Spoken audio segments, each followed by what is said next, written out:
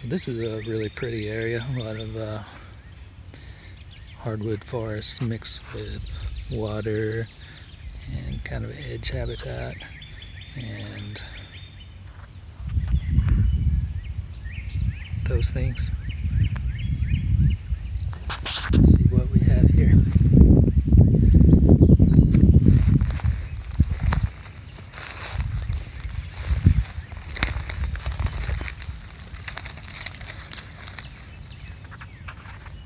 So a lot of you guys will recognize him. That's a common snake in Alabama. We have different subspecies. It's a king snake. I think they've recently changed so that we may or may not still have subspecies, but this phase is called a black king snake. It's a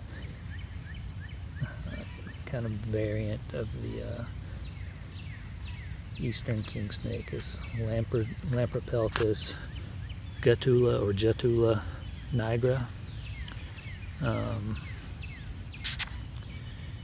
Yeah, these, like everybody knows, sometimes people call these black snakes. The ones we have are kind of halfway between an eastern king and a speckled king snake, which are further south. Most of ours tend to have a fair amount of speckling like this. The speckles can be more formed into bands, and I suspect those are ones that are a little more of an intergrade between the eastern king snakes over in Georgia, and I've seen them especially further north from here, up into Tennessee and maybe Kentucky, where they're closer to solid black. Then obviously the speckled king snakes that are further south, they have a lot more speckling. But like everybody knows about king snakes, these eat other snakes. Among other things, they'll eat almost, I won't say almost anything, but they'll eat prey heavily on rodents, and when they're small they tend to eat more reptiles, lizards and things. One this size is probably mostly eating other snakes and rodents. I don't know that they'll eat frogs, possibly, but in adults, usually around this size, 3 or 4 feet long. They can get a little bigger than that, but that's pretty average. Not venomous, of course. They might bite. Let's see if he bites. Not so far. Probably doesn't want me to pick him up, but let's see if I can get him out of there without, give you a little bit better look at him. Maybe.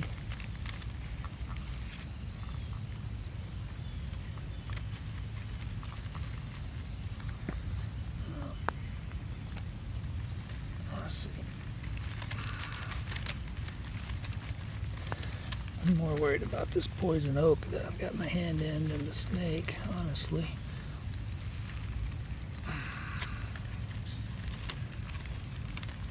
Let's get him out of here.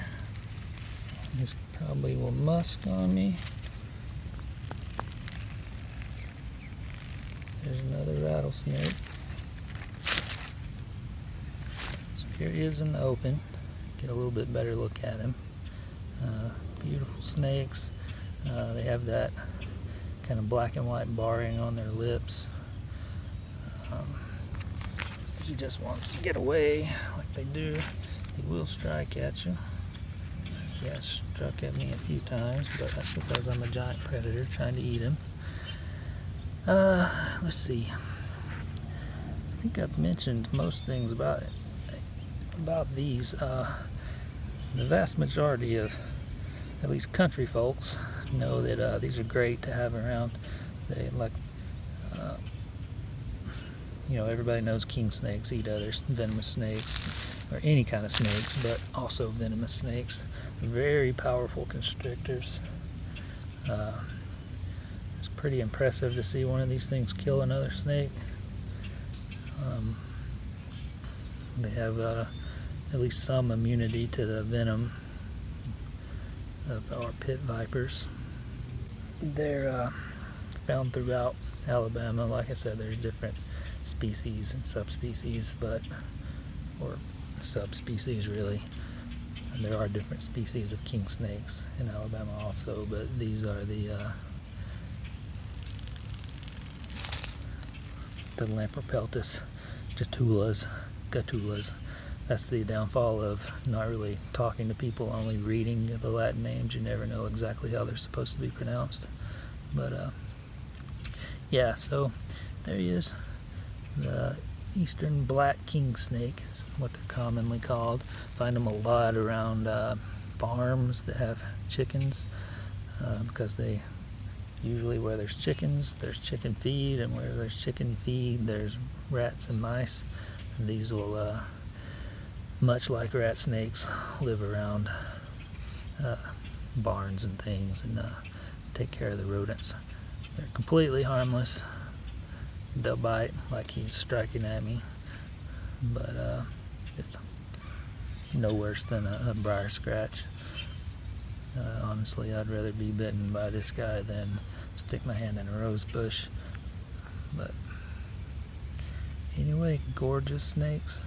One of my favorites. And I'm going to put him back where I found him after I take a couple of pictures.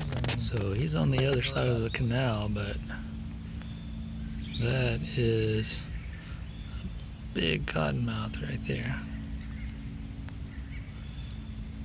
Wish he were on this side or had an easier way over there.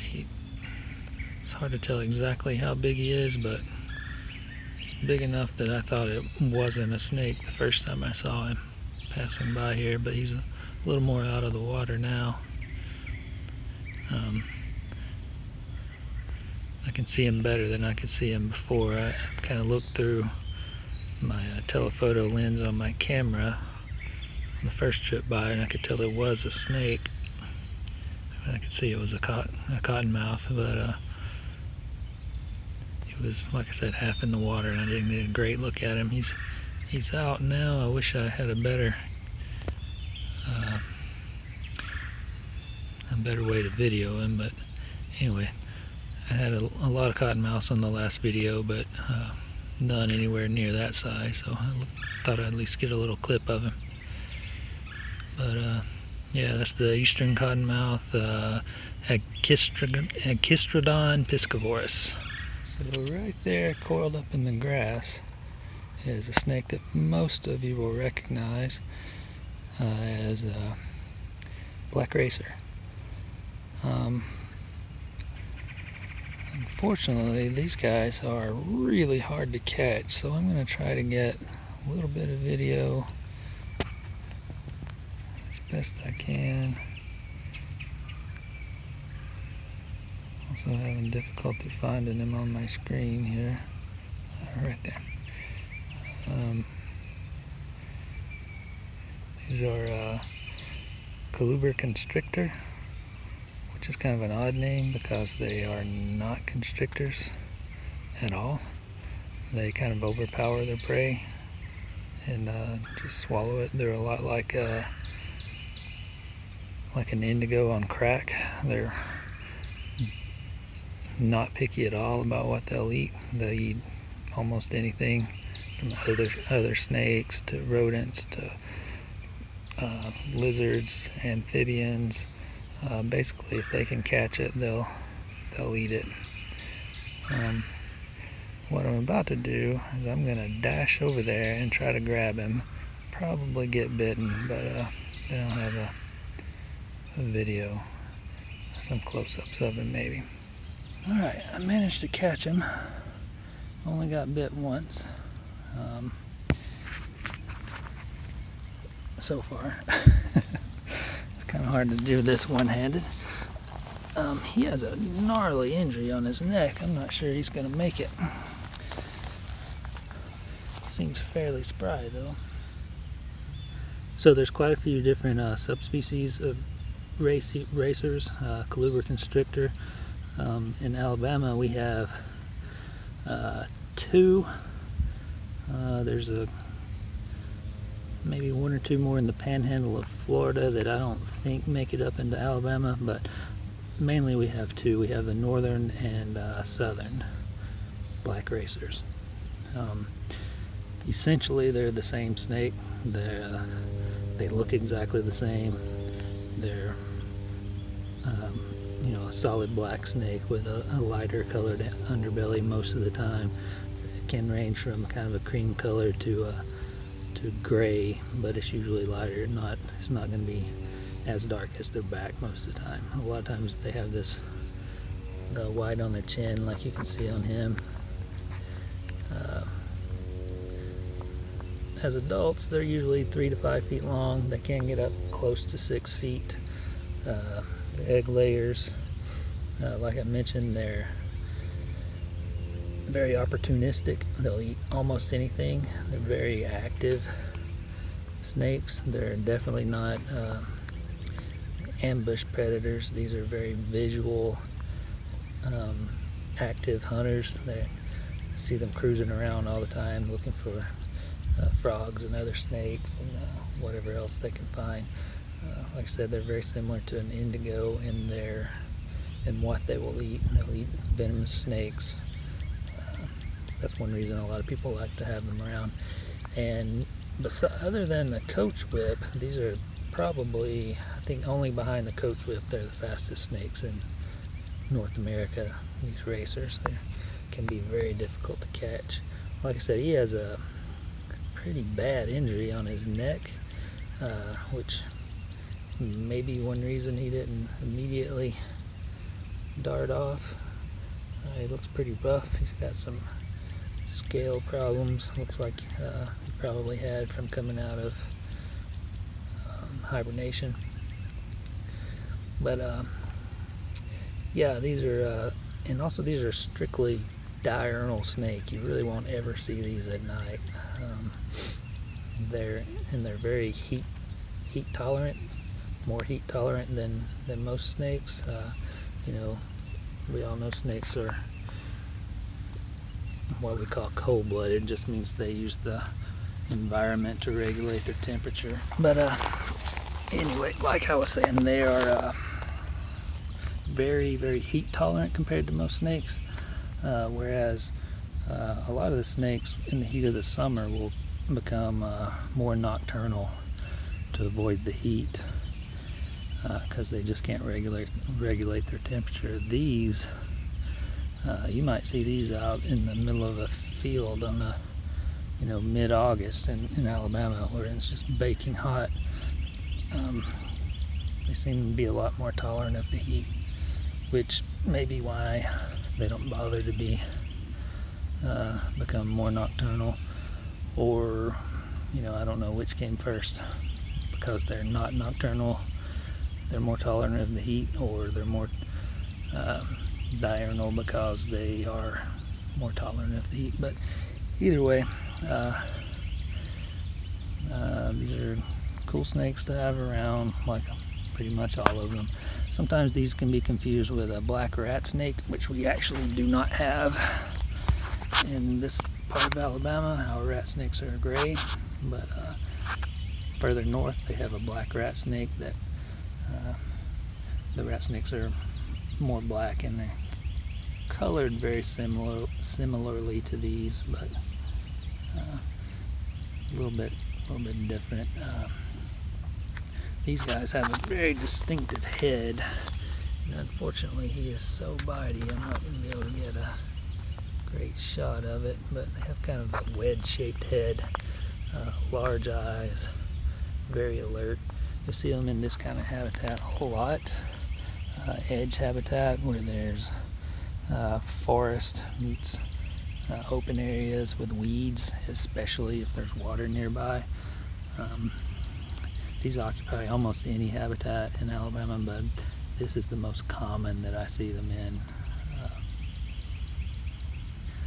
But this is a kind of a rough looking one. I hope he does alright. That's really bad injury on his neck. I don't know what happened to him, but he's got a big chunk out of it. Hopefully he'll be okay and make some little baby racers. And speaking of baby racers, a young racer doesn't look anything like this as far as color. You might see them and think they're a young rat snake. They have a pattern on their back that's you know, more reminiscent of a rat snake. They're not. They become darker as they age, probably by, I don't know, 1.5 years, 2 years old. They're usually solid black like this, but when they hatch out, they're brightly patterned, kind of browns, tans and brown colors. But they'll have enormous eyes. They kind of grow into their eyes, which seems to be the case with a lot of the more sight-oriented snakes. They have large eyes anyway, but they seem to be born with the eye almost as large as it's ever going to be, and then they just kind of grow into it. But I'm going to put him back over here where I found him and let him go, and hopefully he'll be alright. And just for reference, that's about as bad as most non-venomous snakes are in Alabama. It actually looks a lot worse than it is. Snakes have kind of an anticoagulant, or their saliva acts as a little bit of an anticoagulant, so you bleed more than you would think. There's really just some little pin pricks there that probably won't even be able to see tomorrow. And that's it. Black racer bite. Alright, so I was trying to get a photo and some video of a Midland water snake that slid off the bank down through there, and while I was waiting for him to come up, I spied that.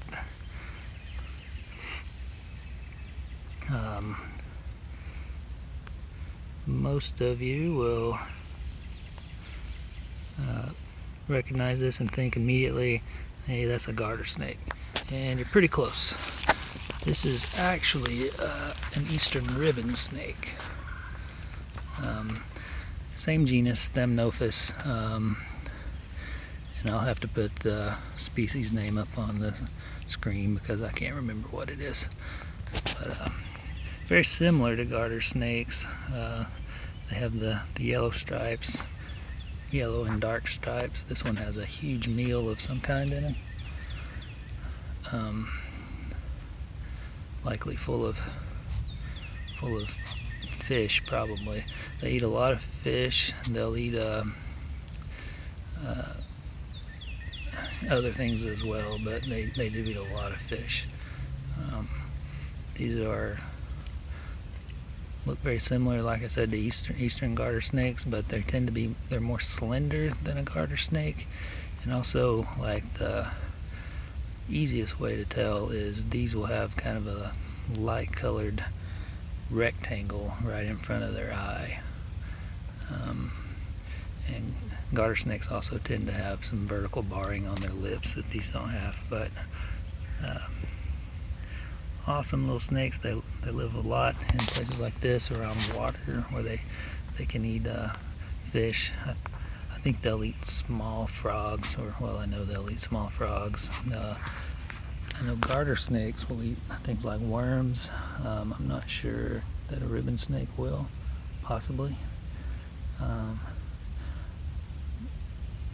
would like to get a better view of him. I don't want to disturb him too much because he has that big meal that I don't want him to regurgitate.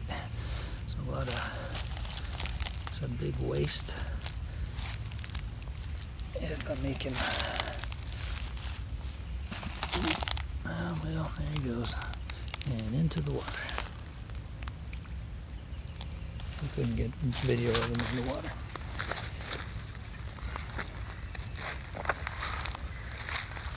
And hopefully he'll make it to the other side without a big fish catching him.